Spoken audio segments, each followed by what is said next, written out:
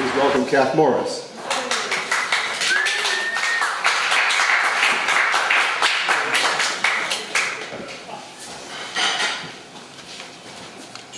Hello everyone, thanks for coming out tonight.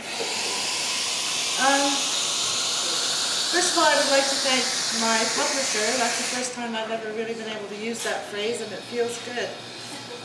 Warren Fulton of Pooka Press.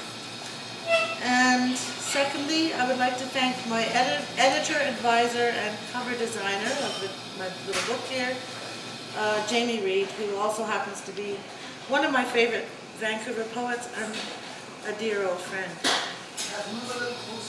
Okay. Is that all right? Can I do that? Last but not least, I would very much like to thank my dear friend, poetry coach and mentor of many years, George Stanley, whom I like to call the great literalist. Anyway, I'm going to open with a poem that's actually kind of dated now, or it's old to me, but it won't be to you, I guess. It's called The Drowning Sea. And it happened, I wrote it while I was swimming at Jericho Beach. The wind was high on the jazzy sea, currents coursing to the up and down, and the wind was blowing right through me on that Maxfield Parish sundown at the sea. I fought through those cut diamond waves like a dolphin knife, a missionary, feeling the salt spray at my heels, letting the water caress me, embrace me, for I was sorely in need of a hug that night. Now supporting, now slapping my face like a jealous mistress in a rage, now pouncing like a tiger, this foaming mother. The seals followed me all along my route, their big eyes wide and wet with calm concern, for they seemed to love me then, I felt, and thought that I was one of them. Now, as I lie on my bed, far away from anything blue except me, a strange desire sweeps over my soul, to let my spirit dissolve like salt in water into the great living soul of all that is, the earth, the sun, the stars, the moon and trees, but above all to merge with the jazzy, drowning sea.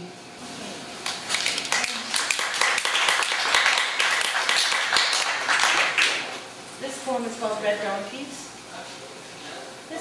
I wrote this when I was going out with somebody who wasn't actually married, but he was bonded with someone else, but they weren't living together. It's a long story. It's called Red Donkeys. These are the years piling up on you like red donkeys. These are the tears that fill the room. Standing water must be examined before anything like consummation can be performed. These are the Friday afternoons of empty sunlight, closing around you like a giant, airy lice. The battle of rejection was lost for the want of a wayward spike. What the hell is going on here, mister? These are the days you go home to your wife. What of afternoons on the boulevard? The arm-in-arm stroll of calm delight. What of the slapping of thighs like lapping waves, you said, and all of those up-too-late nights? The tossing of words on a table, the mumbling of words in an ear. What of the humming of foghorns as bodies vibrate together, like Ishmael holding his spear? The years are merely red donkeys, neighing and whinnying so. These are the doppelganger parties of split soul and heavenly hosts. I merely wish to understand, my quiet stray, how you can be in two places at once, as the moon howls down on my face, and why the years are red donkeys, and someone's waiting, always waiting, to take my place in the standing water, waiting to step into my space. I've had the good fortune of going to Australia for the last few years with my friend who's sitting over there, Maxwell, and it's wonderful. They don't call it Oz for nothing. Tasmania. How parched the wounded skin of the red Tasmanian earth. Gum tree branches, once splayed like Queen Anne's lace, now drying into grey statues from loneliness on wheat-colored, sun-dried hills. the only sign of wombats, wallabies, echidnas, devils, rude, lumps of bloodied fur on the dead roadside. Magpies argue the passing of so much strange, dangerous life, while kookaburras laugh ironical, ha ha ha, ka ka. I can't do that loud. But it's a wonderful sound. Koalas sleep like peaceful Buddhas perched on dry snags in the park. The currawong sings his melodic jingle from rooftop antennas in cheerful denial of the relentless drought. And pale Easter lilies grow wild like celebratory trumpets of life in the dark, dry eucalypt woods, as if the clouds that pass over without ever dropping rain, and the sun that burns so hot it bores a hole in the earth's halo, making human skin erupt like porridge, were merely passing trends. But here how the scorched land still quietly screams, as if the earth itself felt remorse for the time when the original people were called a blight on the landscape and had to be removed.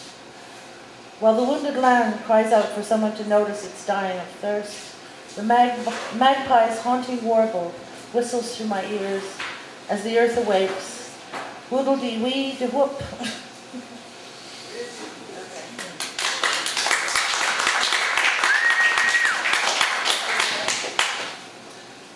This is one of my newer poems and one of George's favorites, I believe. It's called Baby Thugs, and it's based on a real incident that happened. Sunglassed, loose-jeaned, hoodied, thumbed, here come the pug-faced baby thugs, foul little owls on the prowl. Watch your step, night-faced, scrung, hopped up, hept, they wait, hide, in the huddled dark, gang spiders ready to pounce. Closing time, stole her purse, upset her life, in one ill thrill, her keys, ID, the works, gone in one quick snatch, but the little mugs left the money, left ID, in the muddy bag the single mother found in the alley puddle morning breeze. Didn't take a match, didn't need the money, scratch. This curious incident is enough to make me want to murder the roast by holding it under the tap and drowning it like a head.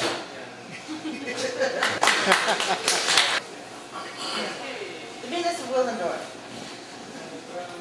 I won't talk about, well, she's the oldest statue of a woman ever found. She's about this high, and she's a fertility goddess.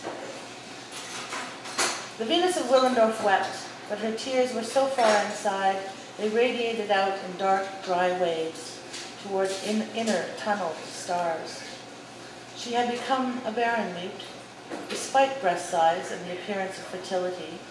She realized her once unwavering breasts were sliding down a slippery slope from which there was no turning up, stretching like tubers on a skin balloon, developing minds of their own, like big drops of gravity, leaving the top floor of the party. No child had suckled there, no hands to cup them soft. They wandered deflated down a path of history like unfluffed pillows or determined comets. No destination but the earth they pointed to in their descent. The Venus of Willendorf laughed at the vanity of flesh, and as the calm dissociation from alabaster bulbs, unplanted, untossed in sport, began to grow, quiet echoes of laughter tickled something inside as she turned into a statue.